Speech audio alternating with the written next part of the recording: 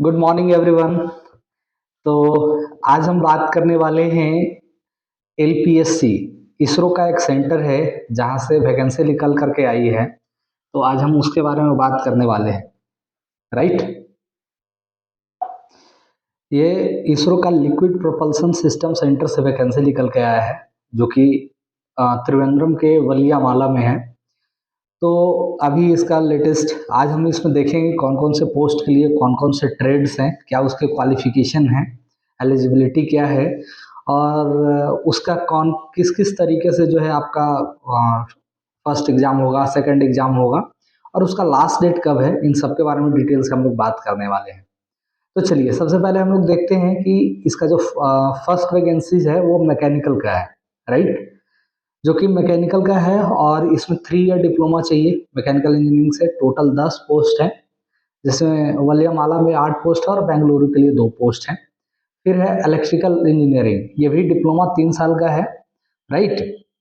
Diploma 3 साल का है, इसके लिए भी जो है हमें एक पोस्ट है, वो सिर्फ बेंगलोर में है। उसके बाद अगर हम देखते हैं तो ये है हमारा क्या, वेल्डर आईटीआई वालों का, राइट। तो आईटीआई वालों का क्या क्या है ये थोड़ा देख लेते हैं। आईटीआई वालों में भी वैकेंसी अच्छा खासा आया है। जैसे वेल्डर का 1 पोस्ट है, इलेक्ट्रॉनिक मैकेनिक का 2 पोस्ट है, टर्नर का 1 पोस्ट है, राइट। इन सब के लिए क्या आपको चाहिए, इन सब के लिए आपको जो है आईटीआई का आपको सर्टिफिकेट चाहिए होता है, वो आपका है जो एज यूजुअल जो फॉर्म में आप अप्लाई करते हैं। टर्नर के अलावा आपका mechanic auto and mechanical auto electronics है, इसका भी 1 पोस्ट है। और सबसे अधिक जो है आपका फिटर का है, जिसके 5 पोस्ट है, राइट। इसमें एक सर्विसमैन के लिए रिजर्व्ड है। बाकी इसका भी क्वालिफिकेशन वही है, 10th प्लस आईटीआई, राइट। चलिए नेक्स्ट है आपका मशीनिस्ट का भी 1 पोस्ट है। अब उसके बाद बात करते हैं हम हैवी व्हीकल ड्राइवर का। तो हैवी व्हीकल ड्राइवर में आपको 10th का सर्टिफिकेट चाहिए, प्लस में कि आपको 5 साल जो है व्हीकल चलाने का अनुभव चाहिए, ठीक है। जिसमें 3 साल जो है भारी वाहन के लिए होना चाहिए, और जो 2 साल है वो लाइट वेट मोटर व्हीकल के लिए होता है, ठीक है। बेसिकली इसमें ट्रक वगैरह का जो है एक्सपीरियंस काम आता है ना। तो ये है टोटल 5 पोस्ट है। उसके बाद आता है लाइट मोटर व्हीकल्स के लिए। तो लाइट मोटर व्हीकल में जो है आपका 2 ही पोस्ट है, और इसमें जो आपको चाहिए वो 3 इयर्स जो है एलएमबी, मतलब कार वगैरह अगर आप चलाते हैं तो वो है, और एक जो है एक्स सर्विसमैन के लिए है। उसके बाद अगर हम बात करें तो आपका रसोईया वगैरह कुक जो होता है उसके लिए ये पोस्ट है, ठीक है। तो ये टोटल ओवरऑल ये पोस्ट है। अब इसमें हम लोग देख लेते हैं कि इसमें जो है जो जनरल कंडीशन है वो क्या क्या है, कैसे कैसे है, इन सब बातों को। तो आपको सबसे पहले बता दें कि ये पोस्ट जो है टेम्पररी है, but likely to be continue indefinitely. देखिए ये जितने भी इसरो के वैकेंसीज आते हैं ये सब में लिखा रहता है। आप कभी ध्यान दिए होंगे या नहीं दिए होंगे तो ध्यान दीजिएगा, हमेशा ये लिखा रहता है। अभी बीएआरसी का जो टेक्निकल ऑफिसर का आया था उसमें भी यही लिखा रहता है, राइट। बट इसमें होता क्या है कि वो आपको कभी भी निकाल सकता है, लेकिन इन जनरल केसेस में आज तक देखा गया है कि इसरो की तरफ से जितनी भी वैकेंसीज आई है वो सब ये लिख कर ही आया है, लेकिन आज तक किसी को नहीं निकाला गया है, ठीक है। और आज तक वो लोग जो है जॉब करते करते रिटायर भी हो गए, बहुत सारे लोग इसी कंडीशंस के साथ, ओके। अधिकतम एज की अगर हम बात करें, एज लिमिट की, तो आपका 35 वर्ष है, अधिकतम एज लिमिट है। लेकिन जैसे जो मान लेते हैं कि एससी एसटी कैटेगरी के हैं तो उनको 5 साल मिलता है, जो ओबीसी के कैंडिडेट होते हैं उनको 3 साल मिलता है, राइट। अगर महिलाएं हैं जो मतलब विधवा हैं, तलाकशुदा हैं, या कोई स्पोर्ट्स कोटा से हैं, तो उन सब के लिए भी जो है एक एज छूट जो है इन लोगों को मिलता है, राइट। जो मतलब सेंट्रल गवर्नमेंट की तरफ से छूट इशू किए गए हैं। उसके बाद ये तो हो गया एज लिमिट्स का। अच्छा हाँ, यहाँ पर आप ये भी मिला लीजिएगा, ये पूरा उन्होंने टैली दिया है चार्ट कि पोस्ट नंबर कौन कौन से हैं और किस किस पोस्ट के लिए कितना उनका जो डेट ऑफ बर्थ है कब से कब होना चाहिए, राइट। एससी एसटी के लिए कब होना चाहिए, ओबीसी के लिए कब होना चाहिए, जनरल और ईडब्ल्यूएस कैंडिडेट के लिए कब होना चाहिए, ये सारी बातें हैं, है ना। उसके बाद आपका एजुकेशनल क्वालिफिकेशन जो आपको है, जो भी आपका है वो रिकॉग्नाइज्ड होना चाहिए, ऑलरेडी रिकॉग्नाइज्ड ही रहते हैं, ओके, चलिए इसके बाद अगर हम डायरेक्ट बात करें, ये सब बाकी जो आप टर्म्स एंड कंडीशंस जानते ही हैं। अब हम बात करते हैं सिलेक्शन प्रोसीजर का।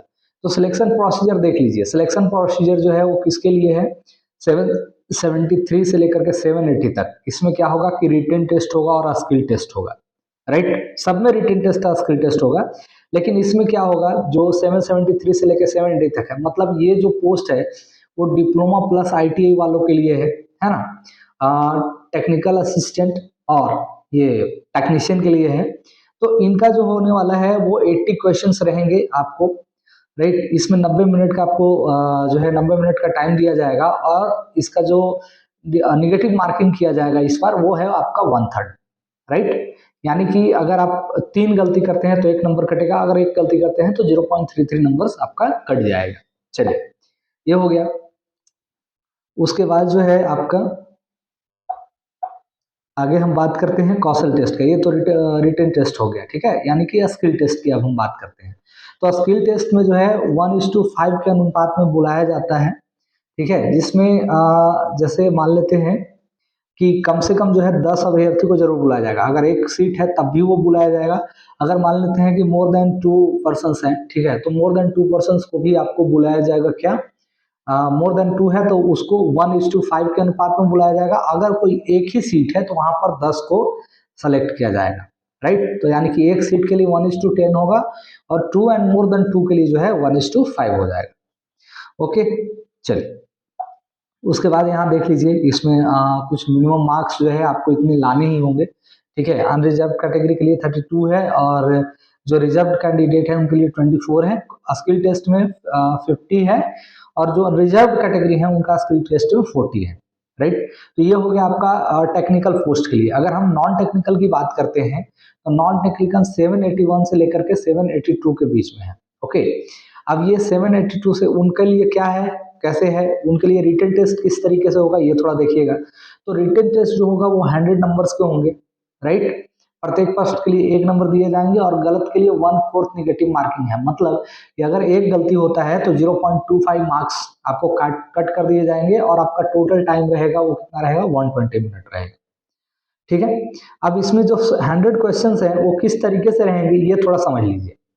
ये है आपका कि जैसे जो मोटर व्हीकल एक्ट जो होता है उसका जो भाग ए है, राइट, उससे जो है आपका 50 क्वेश्चंस रहेंगे, 90 88 ये आपको इंटरनेट पर मिल जाएगा। उसके बाद पार्ट बी में जो है इंग्लिश रहेगा एलिमेंट्री, जो कि 8th स्टैंडर्ड लेवल का रहता है, वो 15 मार्क्स का रहेगा। और जो तीसरा खंड होगा, भाग सी होगा, वो मैथ होगा, और उसमें 15 नंबर का होगा। और जनरल नॉलेज जो होगा वो 20 नंबर का होगा, राइट। चलिए तो ये हो गया। स्किल टेस्ट में इनका भी वही सेम केस है, ठीक है, 1:5 में बुलाया जाएगा। अगर कहीं पर एक पोस्ट है तो उसको 10 कैंडिडेट बुलाए जाएंगे, राइट। ओके, चलिए उसके बाद हो गया फाइनली 783 के लिए। तो इसके लिए भी स्किल टेस्ट है, और ये क्या बोलते हैं, रिटन टेस्ट है। तो रिटन टेस्ट इसका 80 नंबर का ही रहेगा, लेकिन इसकी जो निगेटिव मार्किंग होगी वो 1/4 हो जाएगा। ओके, तो ये था ओवरऑल सारी बातें। अब उसके बाद देख लीजिए कि आपका एप्लीकेशन पोर्टल कब से ओपन होने वाला है। तो एप्लीकेशन पोर्टल आपका होने वाला है ओपन 27 ऑफ अगस्त से, राइट, जो कि 10 ऑफ दिसंबर के 2 बजे तक रहेगा। याद रखिएगा, बच्चे बहुत कंफ्यूज हो जाते हैं कि रात 12 बजे तक रहेगा, नहीं, ये 27 अगस्त को 2 बजे से शुरू होकर के, दोपहर 2 बजे से शुरू होकर के 10 सितंबर 2000 दोपहर 2 बजे तक ही रहेगा इसका पोर्टल ओपन। ओके, चलिए उसके बाद एप्लीकेशन फ़ी की बात करें तो एप्लीकेशन फ़ी 750 रुपीज़ है। जो डिप्लोमा लेवल का है उसके लिए। आईटीआई वालों के लिए आपका जो है 500 है। हाँ, कैटेगरी वालों के लिए छूट दिया जाएगा, ठीक है। कैटेगरी वाले जो हैं उनको थोड़ा छूट रहता है, तो ये तो ऑब्वियस सी बात है, नॉर्मल है, ठीक है। इसमें जो छूट है वो आपको क्या है ये थोड़ा देख लीजिए। जैसे फीमेल या SC ST कैंडिडेट वगैरह हैं उनको जो है पूरी तरह से रिफंड कर दिया जाएगा जब वो एग्जाम देंगे तो, राइट। और अदर कैंडिडेट्स जो है उनको रिफंड किया जाएगा कितना, 500 रुपीज़, जो उनका 250 रुपीज़ रिफंड नहीं होगा। ओके, चलिए तो ये हो गया। और इसी तरीके से बाकी अदर डिटेल्स हैं, राइट। तो ये है आपका ओवरऑल, आपको फॉर्म भर लेना है 11th ऑफ द सितंबर तक।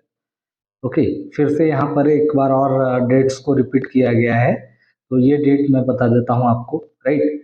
27 अगस्त, राइट, तो शुरू होगा और 10 सितंबर को लास्ट होगा, जो कि 2 बजे से लेकर के 2 बजे तक ही रहेगा। तो इसमें कंफ्यूज मत होइएगा, कभी कभी यह 12 बजे तक लोग सोच लेते हैं, राइट। और आवेदन शुल्क जो है वो 11 सितंबर तक रहेगा।